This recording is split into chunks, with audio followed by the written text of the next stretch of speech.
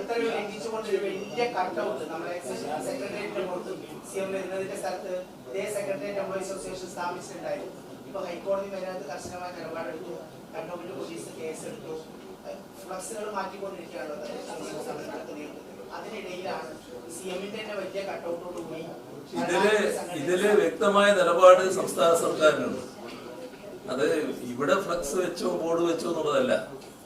നമ്മുടെ കേരളത്തില് ഒരു പ്രചരണവും ആവശ്യമില്ല എന്ന നിലപാടിലേക്ക് കേരളത്തിൽ എത്താൻ കഴിയില്ല. സ്വാഭാവികമായുള്ള പ്രചരണങ്ങൾ വേണ്ടിവരും. വിവിധ പ്രചരണങ്ങൾ നമ്മുടെ പല പ്രദേശങ്ങളിലും എല്ലാ കാലത്തും ഉണ്ടായിട്ടുമുണ്ട്. അതാകെ ഇല്ലാതാക്കാൻ നമ്മുടെ സംസ്ഥാനത്തിന് കഴിയുന്നതല്ല. അതില് സർക്കാർ കോടതി ചൂണ്ടിക്കാണിച്ച ഒരു കാര്യം മാത്രമേ ഉള്ളൂ, നിയമവിധേയമായിരിക്കണം. നിയമവിധേയമായി മാത്രമേ കാര്യങ്ങൾ നടക്കൂ.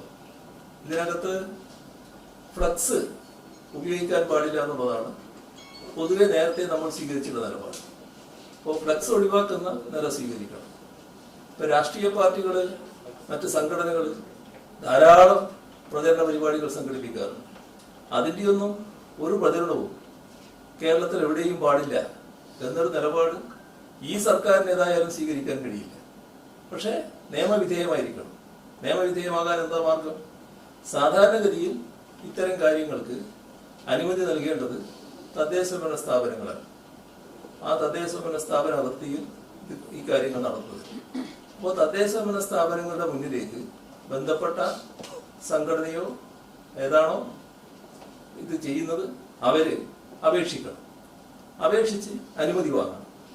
അതിനവര് നിശ്ചിത ഫീസുകളൊക്കെ ഈടാക്കട്ടെ.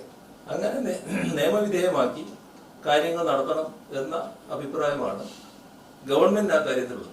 ഈ കാര്യത്തിൽ നടപടി സ്വീകരിക്കാൻ തദ്ദേശഭരണ വകുപ്പിനെ ചുമതലപ്പെടുത്തിയിട്ടുമുണ്ട്. അത് കോടതിയുടെ നിർദ്ദേശങ്ങൾക്കെതിരല്ല, കോടതിയുടെ നിർദ്ദേശങ്ങൾക്ക് അനുസൃതമായിട്ട് തന്നെയാണ് കാര്യങ്ങൾ നടക്കുന്നത്.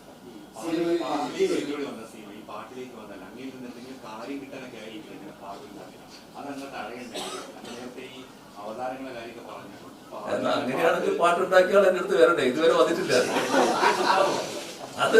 അതാണ് ഞാൻ പറഞ്ഞത്. ഇത് ഇങ്ങനെയൊരു കാര്യം വരുമ്പോ തന്നെ ഈ സകലമാന കുറ്റങ്ങളും എന്റെ തലയിൽ ചാർത്താൻ ശ്രമിച്ചുകൊണ്ടിരിക്കുന്ന ഒരു കൂട്ടർ നമ്മുടെ നാട്ടിലുണ്ടല്ലോ. അങ്ങനെ ആളുകൾക്ക് വല്ലാത്ത വിഷമം സ്വാഭാവികമായിട്ടുണ്ടാവും. അതങ്ങനെയേ കാണുന്നതായിട്ടുള്ളൂ.